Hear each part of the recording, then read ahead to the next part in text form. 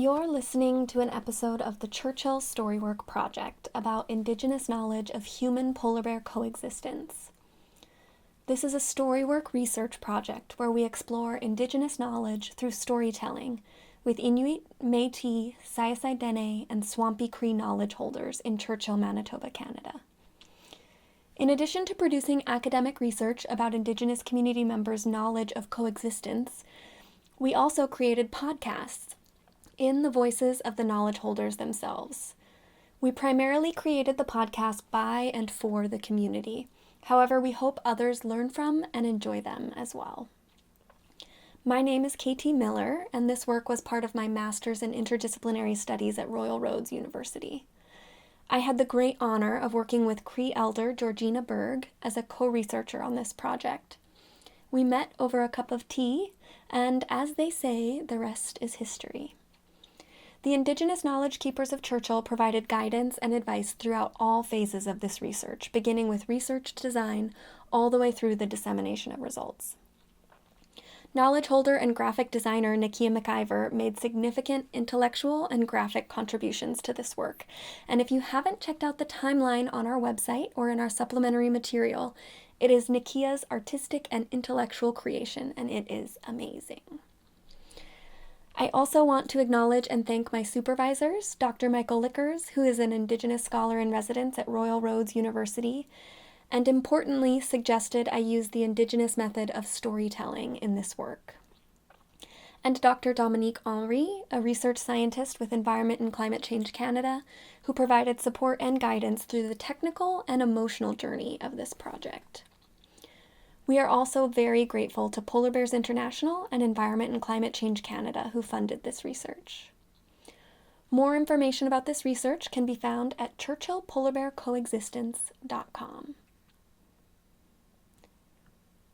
This series includes 4 podcast episodes that explore 4 different time periods: the distant past, prior to the relocation of Indigenous people to present-day Churchill; the past, which was sort of the transition from more of a traditional lifestyle to a wage economy; the present, which is defined in our research as the tourism era; and the future.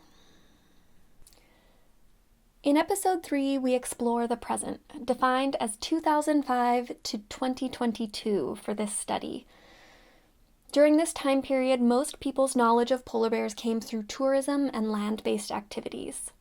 Of the knowledge holders, 83% were connected to tourism through their job in some way.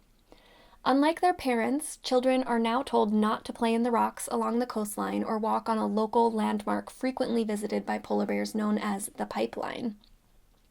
Many parents now drive their kids around town, especially at night, and raise their kids to always be bear aware, including having an exit plan when they're walking around town and utilizing buildings and vehicles to stay safe. Contributors generally shared that living with polar bears is a normal part of life and emphasized that if the bears are respected, they will reciprocate that respect. The Cree, Dene, and Métis knowledge holders expressed that they have the utmost respect for Inuit culture related to polar bears, and specifically Inuit rights to harvest polar bears for cultural, economic, and subsistence purposes. We hope you learn from and enjoy episode 3 of our podcast series.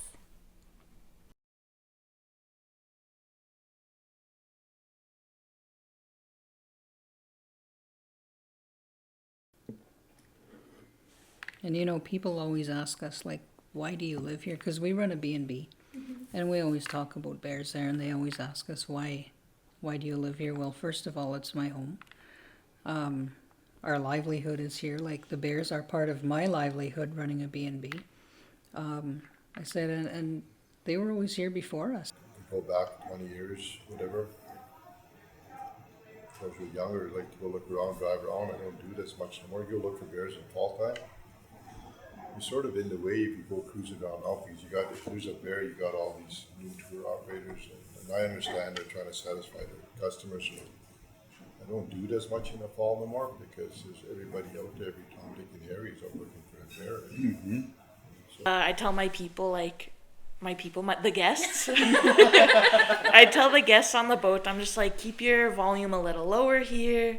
When we're near the bear, we don't want to stress them out. We're here to observe, not to interact or influence. I like to explain when people are, that everyone gets off the plane, like, am I going to see a bear today? Well, you kind of came to the right place to start trying. I've had people try and take pictures of bears. Like, they'll sit there at the edge of the fort on Eskimo Point, and this is like at least like around 10, maybe 10-ish kilometers away, and they're trying to take pictures of like white little dots. Like, you can't even tell the difference between a bear and a rock.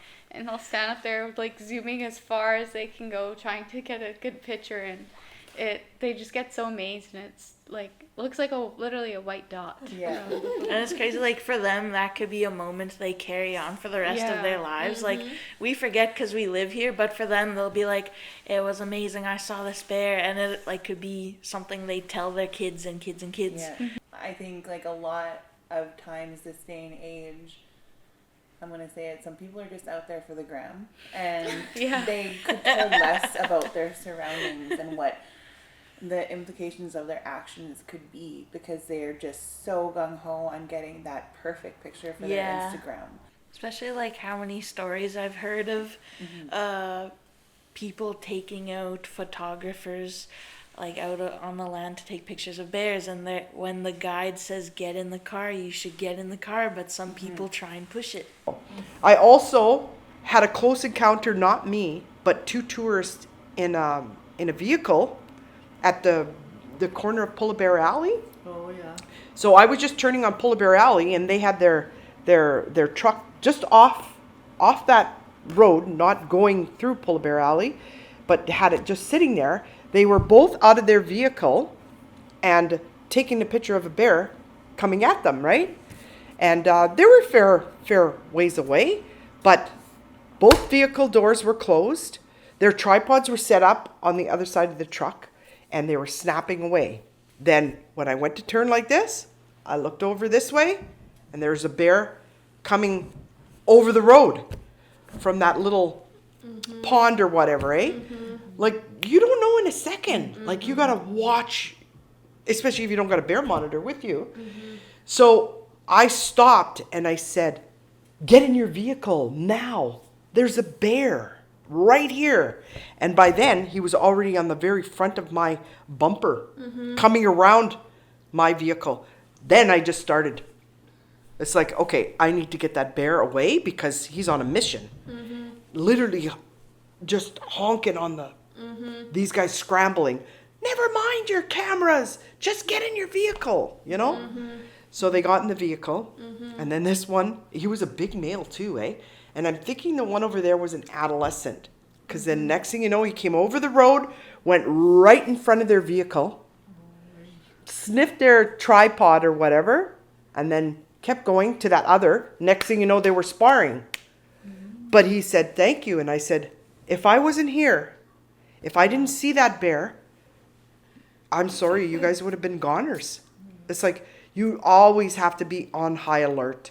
You always make sure you know all your surroundings. Churchill people are always thinking that quick. But tourists, they're always just looking for an opportunity, or a moment. The behavior of the polar bear. It could be laying down. Is the weather hot? Is the polar bear in those bushes getting shade? It's just They just want the bear to get up and perform for them, Yeah. So they could get their pictures. They just think, oh, they're so cute and cuddly. Like, you have these women standing beside you. You're taking pictures of bears too. But then you have a woman standing beside you saying, oh, they're so cute and cuddly. And I said, yeah, and rip your head off in a second if you give them half a chance. So I said, you got to be very careful. That's why I think professional photographers sometimes, they take too many risks to a point that, just for a shot. Or they're doing something that's hazing the bear, And I don't think that's right. I've seen it quite a bit where people have, they're all looking for that tip, and then they'll come really close to a bear. They're going in places where they shouldn't really be driving. Like we love the way the land is, and if you start making your own trails, it's an eyesore. So you shouldn't be where the trail isn't. And they'll go right in nooks and crannies to get their shots. But I think that a lot of, like, with the tour companies, maybe they are good at doing that, but it's more the individuals, the couples, the small little groups traveling together and renting the vehicles. Those are the ones that are. Because usually with the groups, the guide kind of can control that. Right. Yeah. Or inform. And those groups are never without a guide, you know? Yeah, I'm surprised how much money, like back in the day, I never thought the community would make like a business out of from polar bears. Like a lot of people are making lots of money off them. I don't think we should police the bears as much as the people trying to interact with the bears. Because like you got all these tour companies and everything, they're trying to do the roadside thing on the roads, and there's people like, I guarantee I counted like 50 people on the side of the road for one bear. And that was like 5 vehicles. How many doors is there to get back in that vehicle? That bear's going to pay the price for somebody's stupidity of trying to get a picture, and I don't think it's fair. I was at one of those meetings when they wanted to close it up and put the garbage at L5. And they said that someone had asked that question, will the bears come to town? And they said, no, we'll have more patrols. We have bears in town. More what? Patrols. More patrol. I mean, the bear guys are good, like they're quick, but still there's a lot of bears in town. And then they also said that no bear would ever get into L5 because the walls are so thick. Well, they've had to dart how many in there and send them out. Oh, man. So they got in there. They did everything they said they wouldn't do. And then even still, you can sometimes find bears just in that exact same area, but not quite the numbers and volume as before. It's dirty. Yeah. And I'm so glad that's changed nowadays, because I mean, that was a normal back then, but yeah, I'm just glad it's kind of closed off, and the bears aren't hanging around there eating and all dirty, and that was just such an unnatural environment for them that I mean, yes, I was happy to see bears, but as I got older, I'm like, yeah, that was pretty ugly. So you got to be careful in terms of how you're handling bears, because you're going to change behaviors, and that's what's happening now. It's just so important that we realize, just like the generations of people, there's generations of bears too. And as quickly as we are evolving and changing, so are the polar bears. Like, polar bears are being habituated in ways like never before. Like living in a community where there's, the bears come through, the one thing that I can really appreciate is that I think our community has really learned how to keep our community clean. And people don't have garbage around their houses, and and that's that's something that has really helped in that area to keep the community clean of garbage. Like, people have just learned, you don't put your garbage outside, or it's in, now we got those cool bins. So that fixed a lot of issues, especially on our street. I'm pretty sure it's on everybody's street now. To have those closed bins that they actually can't get into. Well, that's how Dimitri is now. If our garbage bag is full, he'll take it out and he'll take it to the bin. He won't let it sit in the porch. We'll never have more than one bag of garbage in the porch, because then he'll take it on his way out to the bin. Same with our dog food. It's in a, one of those totes. It's sealed so that a bear does not Get any ideas? Yeah, you really have to watch your garbage. Yeah. I'm pretty sure that the town is really good at, if somebody complains about somebody keeping, like carcasses, or even not keeping their garbage on their back deck or stuff like that, that they're told about it right away. And I believe that the town during polar bear season actually has extra days working now of picking up garbage. So it's really a community that has really come together and just really, we live with the bears, so this is what we need to do. Mm-hmm. The dog yard. We haven't had one here in 3 years. Yeah. Showed up right at the end of the yard here, right in the bush there. Mm-hmm. But we just haze them. Like this isn't where they typically hang out. So we don't feed seal meat. We don't feed beluga whales, and we don't feed bear stuff. And my food is all in a steel container. Mm-hmm. And if they don't eat it, they lose it. And we don't have food lying around. Yeah, that was a huge thing. Guaranteed the slushy tube kept them drawn in quite a bit. There's always something there that always coming in, licking the aluminum there and that from the kitchen. I mean, we dug a hole and tried to make it go into the ground instead of it coming out. But I mean, yeah, she said it was a huge difference too when the slushy tube went away. Mm-hmm. Bears didn't stick around at camp as long. They kind of passed by. They didn't camp out there for days at a time. Mm-hmm. Yeah, it was a huge change there, I think. Mile 5 used to be there, and we have the same truck as late Brian. Mm-hmm. We drove in there, and Brian was way at the end there, so we drove around him and that. We were looking at the bears.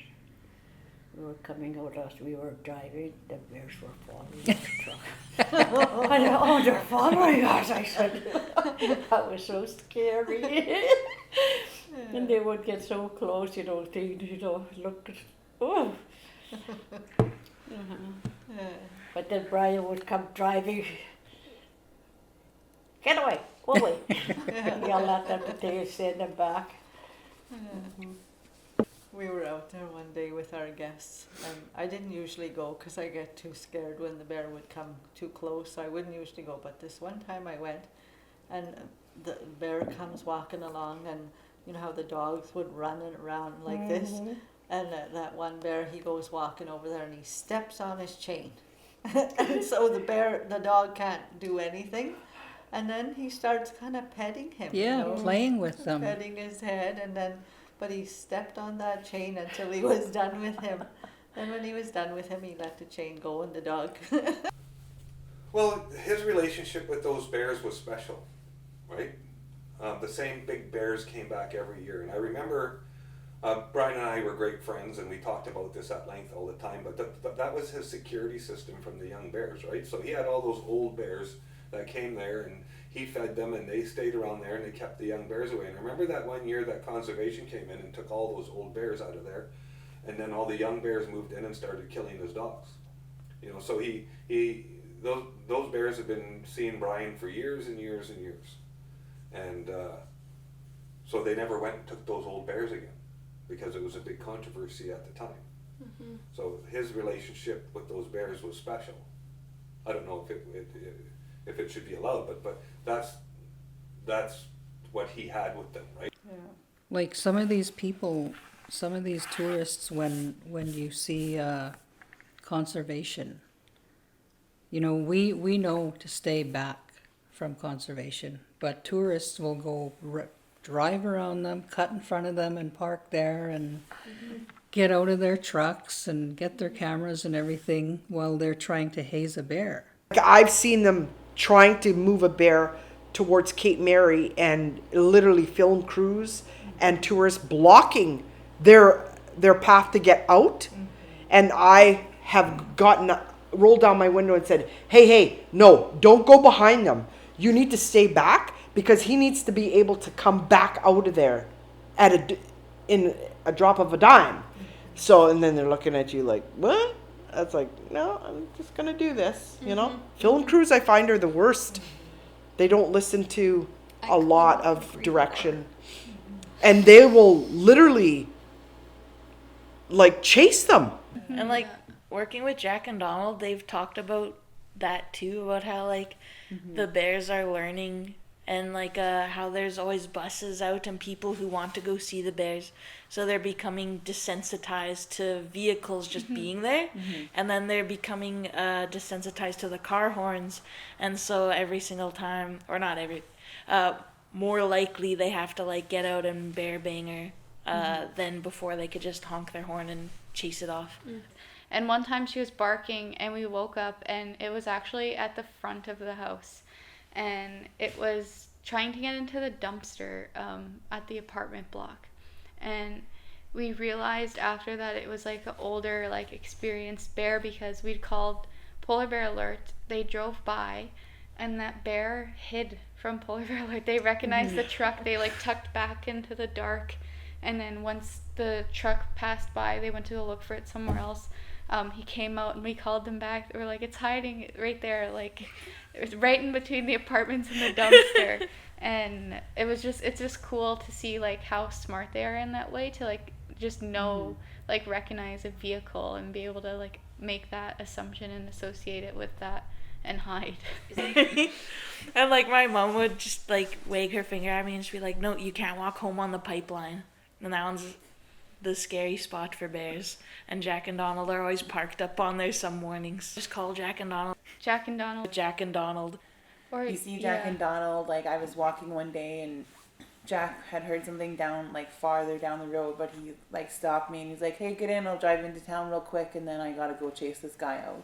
It's crazy because as much as we've dealt with bears, that second, you're just like in panic mode. It's like you're fucking screaming, and like I was literally screaming on the phone, talking to Jack, and Jack basically said, it's like he knew who I was, and he's just like, calm down, Katie. I can't understand a word you're saying. Where's the bear? It's like, okay, sorry, Jack. My last year of teaching, 2018, we were looking out the kindergarten window and there's Jack. He's got a bear in the ball diamond and there's like fence all around except one way out. And there's Jack walking around. Yeah, all calmly. With his gun, and he's saying, you get out of here, you get out of here. The bear's running around like he's doing the bases. And then a home run and then away he went. Jack is so calm, like it's like this is just his everyday thing, eh? It was so cute. But it must have been a young bear, because you know it went to first base and second base and third base and then home and then out. It's so cute. Do you remember the bear that was the mom that was killed at the study center? Eli was the cub, and he went to the Winnipeg Zoo and he ended up dying. And they brought his ashes back here. And I think Michael took some back to Wachi, because that's where Eli was born. And some of the ashes are buried beneath the Inukshuk. We had a ceremony for that, because they head out onto the ice to eat. So this one will always be facing the ice. Yeah, but they didn't do it with the other one, Aurora? No. I think they just made a big stink over Eli because it was the first one to die. It's interesting that we've been doing it for so many years, and with all this polar bear study they've been doing, but then after our season's done and their season's done, because everybody banks on their information, right? So after the season's done, there's times when they get 7 families, and they've been traveling, for the length of time we're there. But they have to watch. They can't fly and put bears out when it's really cold. But still, the amount of area they cover compared to what we do, at the end of the season, I'm surprised at the numbers that they show compared to the little area we cover. There's times we come across more bears than them, and that shouldn't be, because they got the advantage flying with a helicopter, right? And they cover a lot of area. And the bears are out there for sure. Because we've been doing it for a long time. And the little area we work, the bears are still pumping out the cubs. And these bears that come off the ice now that hang around church along the coast, they're not going to eat seal. So they're not going to eat July, August, September, October. They'll get out there in November. And they should be reasonable good shape now coming off, right? So now you look at the female now. She come off the same time as every other bear this time of the year. Now she's got to go in, and that's the experience, like I say, we have that people don't see, don't even know about. Now she goes in. Now she's not going to eat now till July, August, September, October, November, December, January, February, March, and she's pregnant and she's giving birth, and then mid December, probably around Christmas time, I say that they give birth. The only reason why I say around Christmas time because there's around that time you'd track a female leaving going out. That means she lost her cubs. So that tells you they're born around that time, right? So anyway, she like I said, she never ate for 8-9 months, and they say the bear's starving, and I don't think they're starving. You know, some of the females we've seen, they don't look that bad shape, eh? They look, yeah. See, the thing is, it appears to be that what we're doing, we're seeing a lot of mothers and cubs over time, but the biologists are coming in there, putting the mother down, doing their testing, getting the results, and off they go. We're seeing them and watching them, observing them over a period of time. Those ones with 3, I wonder how many they make it out there. 3 cubs. Probably not too often. Pretty hard. Something will happen to one of them. Yeah. We're lucky they like the seal, or we'd be in trouble. Mm-hmm. That's their main meal.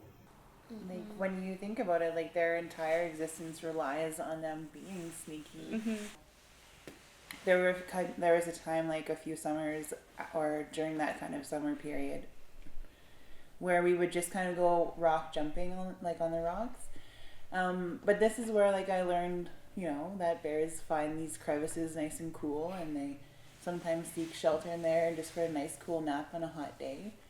Mm-hmm. There was like a big giant crevice, and it was small where we had jumped over. But when you stopped and you looked at the bottom of it, it actually got really open towards the bottom, and there was a bear just kind of resting in there. Just like people, they kind of want to find like a cool place to chill out in the summer. Who likes being hot? They're usually trying to stay cool and like out of the heat, so they usually just lay around. Yeah, they're reserving their energy for when the ice actually gets there, so most of the time they're relaxing.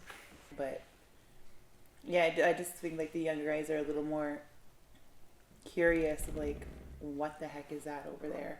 What's that smell coming from over there? Where like maybe an older, more battled bear isn't interested in what might happen in town. He's like, been there, done that. Yeah. You guys are not even cool. Like, you chased me away. Yeah, like, I'm just gonna go over there just to go run away. I don't think so. Mm-hmm. But then the young bears need to come towards town to learn to not to. Yeah. There's a lot of bears. It's safe to say there's a lot of bears when you've got Churchill, problem bears, and you've got Albia, the bears. In my experience going to the Cape, when we got to the Cape, the big bears were at the Cape. The big ones. Like, we're talking dinosaurs. I remember them sticking their heads in the windows of the buggies, and their heads so big that they could only get their snout in, and yeah, there's big guys. Like, I've never seen a bear like that anywhere this way. But that at one time I thought there just by listening to people there was more bears. Now you hardly hear. Oh, that's interesting. That's what I mean. Because maybe they're being scared away, too much tourists. I don't know. Oh, I have a picture that was on camp before of like 30 bears in one picture in the kelp bed beside camp. And you don't see that anymore. Mm-hmm. You're lucky to catch a picture with 3 in there now. It's usually a mother and 2, well, what are they, koi? So I mean, it just, I don't know. As much as I don't like to say it, is I don't think there's going to be too many bears here. Like, just the numbers have declined here for what we see all the time. Like, I don't know what science is saying, but like guaranteed for what we see here all the time, just driving around in that, I don't see anything like I used to. But I've always told them to be, like, right from very young age, to be bear aware.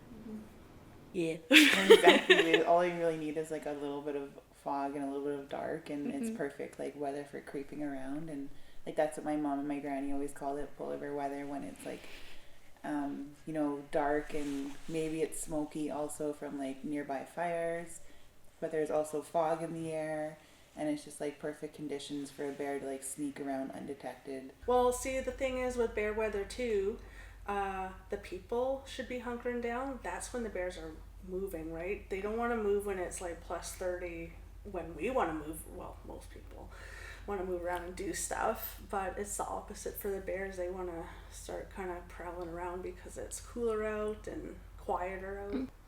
No, don't put yourself in a situation. There'd be no situation to be had.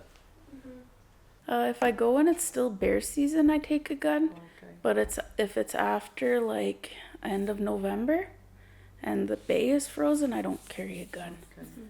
So I don't carry a gun like at all from beginning of December, end of November until kind of right about now, like mid-July. Oh, yeah. Unless I'm responsible for people, right? But if it's like just me and my kids or me and my friends, then I don't. Yeah, see, in bear season, I'm not where the bears are most of the time. Like not in the touristy areas.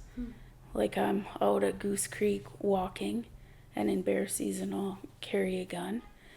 So I guess you could say like I spend most of my time avoiding bears. He takes his gun everywhere. If we're going for a ride, he'll take it. If we run into a bear, if we stall, whatever. I always tell him, you don't need that darn gun. Keep it at home. You never know, though. Yeah. Yeah, like the whistle is more so like to let bears know that you're in the area so you don't startle them. Well, if you see a bear, run to the nearest house. You know, most people's houses are unlocked in Churchill, I think.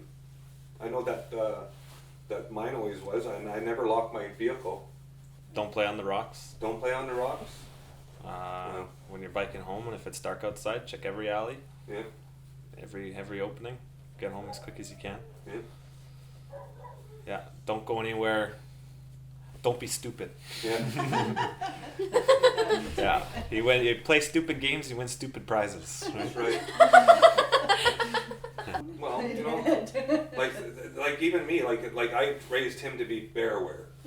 You know, because you always worry about your kids when they're growing up here, right? Like, look around corners, you know, don't walk with your head down, look around, be aware all the time. You know, you see a bear, go the other way. You know what I mean? Like, a safe bear is a distance bear, and that's how we live. But sometimes they can surprise you. He must have thought I was a crazy woman. I just said, get in my vehicle, now.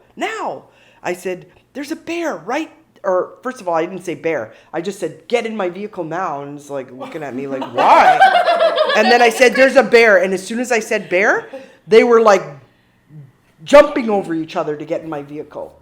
And then of course they said, bear, can we, where can we see it? And I said, face safety first. I have to phone polar bear alert. It's really too close to Churchill, but I will take you there. So I took them within 20 feet, and he just started walking along the shore, right behind the complex. 2:00 in the afternoon. And I do have a course that I think anyone outdoorsy and enjoys the outdoors, and it's a polar bear. I actually have in my wallet. Oh, you get like a certification? Yeah. Oh. And I think it's the best course ever. Polar bear guard. Holy, look Oh, at yeah. that. I'm a guard. I didn't even know it. I took it for the chance because I wanted to build my confidence taking my family out on the land. Yeah. And that was important to me, and that was the best course, and I recommend it to everyone.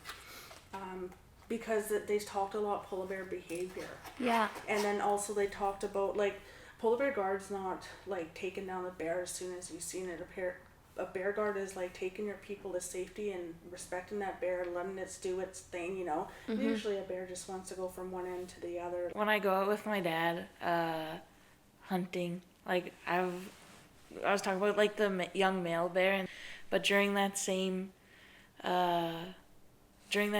day where we had to pass by that young male bear and it didn't want to leave us, so we kept going towards Knights Hill after we'd passed it, and we had shot 4 caribou, and we're getting ready for a lot of work to do. Yeah. I didn't even think of this, but my dad did, and he'd like put ropes around their antlers to like pull them onto the top of the ridge at Knights Hill, so that way we can have the advantage view of like, I can see it very far that way and very far that way. And I didn't even think about that at first, but like he had that in mind, where we got 4 lovely caribou that probably smell great, and he had put us in a vantage point where we can have at least a warning if there are bears nearby. Mm-hmm. I think because like we always had talks in school from conservation, it's just like burned into your brain, like to be aware. And even after, I live in Winnipeg right now for university, and after I moved to Winnipeg, I lived in residence my first year, and I would walk across the little back lane to get to the library, and I found myself like looking around, like looking in the willows that were on the side of the street for polar bears. Like my biggest fear was running into a bear right beside, not at the castle, but at the other road that connects to Hearn, or okay, like that spot where it's like that 4-way on the gravel. I don't know why, but I always like in my head when I think of running into a bear, it's right there and at nighttime. But then I think like, what would I be doing there at night anyways? Yeah, and like that's a really like sparse populated corner. Yeah. Yeah. No one really lives in those housing houses. And that's that why, corner. Yeah. That's why I think it like, scared me. It's like a far stretch to Donna's house, and like I guess Robert's house is right there. And you know, what's his name from the port? He's only there seasonally, and same with the house next to him. Wow, that's an awful corner to be in. That's why I always thought of it. I don't know, I was like, in my plan, I was gonna like, you know how they say drop mitts and hats? And that was my plan, and I was like, I need enough clothing to go from that 4-way to get to like, in my head I was like, Jill's house. I would go to Jill's, and I just need enough clothing. And I've been like mentally preparing this for years now, for when I run into a bear at that 4-way. Yeah, I've also thought about before, like, what would be the smelliest thing that would, like, maybe hold them off the longest? Like, would it be your hat? Maybe a shoe? Maybe like a neck warmer. Yeah. If you're breathing on it. We say, like, if it's daylight, they can walk, like, wherever they need to go. And then in bear season, basically the same thing. Like, if it's daylight, like, we know, yes, there has been bears on our street. There was a bear sleeping behind our house once. Well, not even behind, like in between our house and the neighbor's house one morning. So we know like there always is a risk, but we still let them walk to school and stuff. In bear season, we say don't take back alleys, stay off the pipeline, stay aware, and then if you do see a bear, go to somebody's house or vehicle or whatever. Do you know why I get that though? Exit plans, like walking when you lived on Bernier, and then I was like on Arcade or sometimes Hendry, depending on the time of year. And exit plans were the main one, but then also it was like, if I see a bear, I see one, but I just don't want to stress out. So I just sing myself songs, and sometimes sing it louder when we're going, or when I'm going in between the back lanes. That way I'm like, if I sing, they know I'm there and they can maybe like run away. Yeah. Antonina didn't. If anyone knows my dad, he's like a number one like safety, like won't let me walk anywhere if it's dark out. makes me walk around with a stick, like kind of guy. And it's funny, like the bears are, they're almost like our family. They're here. We just we live with them, and we just know how You just have to respect them and stay away from them. If you see a bear, I just feel like I have to go outside, and I'm not gonna stay inside being worried about bears.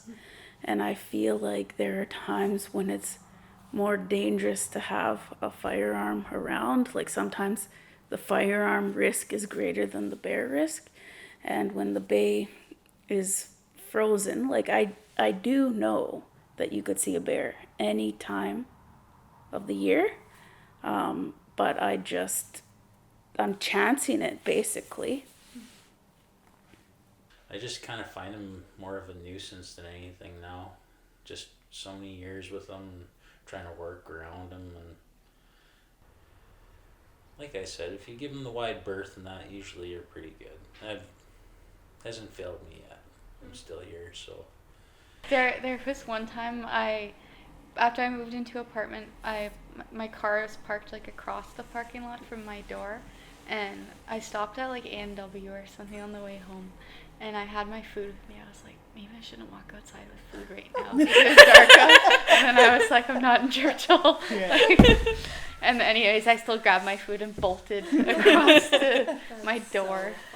So it's kind of funny because like saying all this stuff out loud, it doesn't sound normal, but like in your everyday life, it feels normal, like almost like second nature. And I've noticed that a lot living in Winnipeg, because people obviously always ask about bears when they hear Churchill, and they're always like, oh, have you seen a polar bear before? I'm like, yeah, lots. And then I'll just like casually slip out like, oh, my brother's been chased by one, and then I'm like thinking, this isn't normal. Like people pay like tons of money just to see one bear, and we just like all adapted to living with them. Like it's not that it's not exciting to see them, but you can only sit and watch the polar bear for a couple hours so many times. Yeah. Like they're exciting to see their activities and stuff like that, but when they're in this lounge and they just kind of like respect, leave me alone when I'm lounging at home too. Like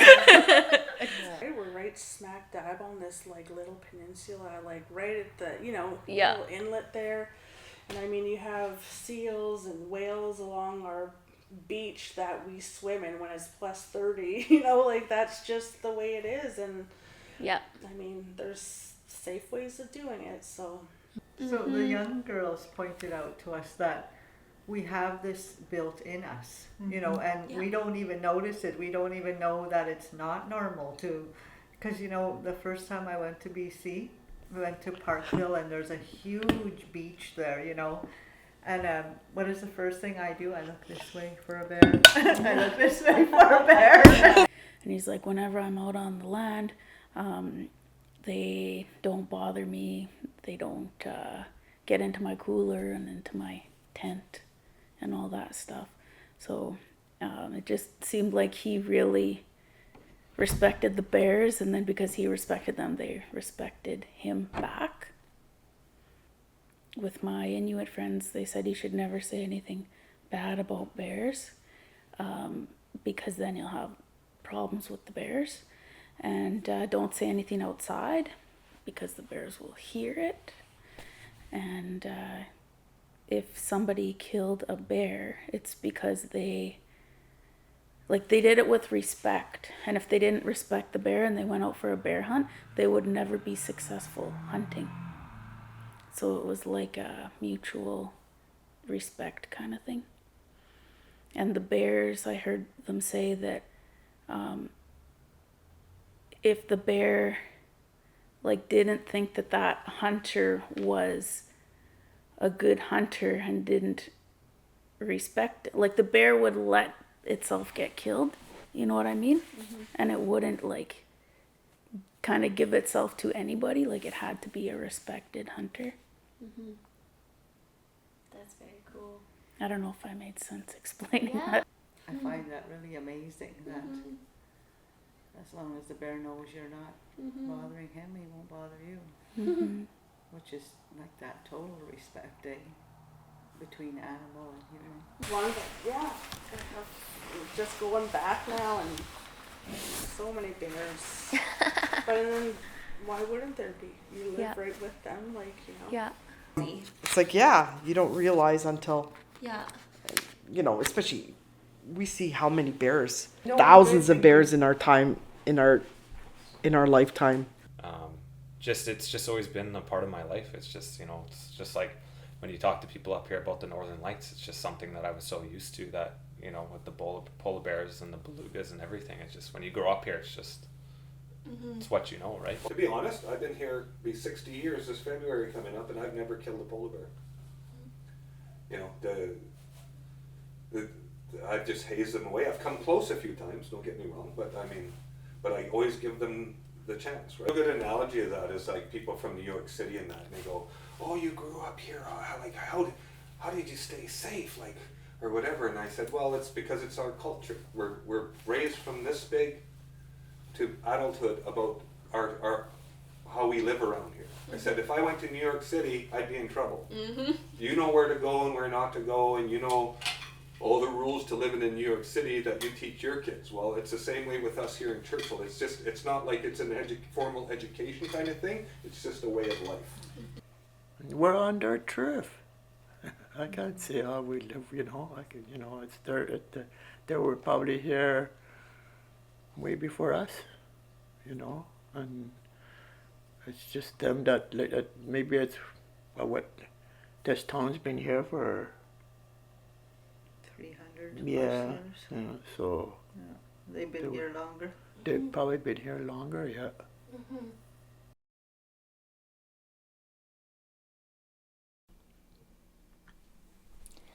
Thank you for listening to episode 3 of the Churchill Storywork Project about Indigenous knowledge of human-polar bear coexistence.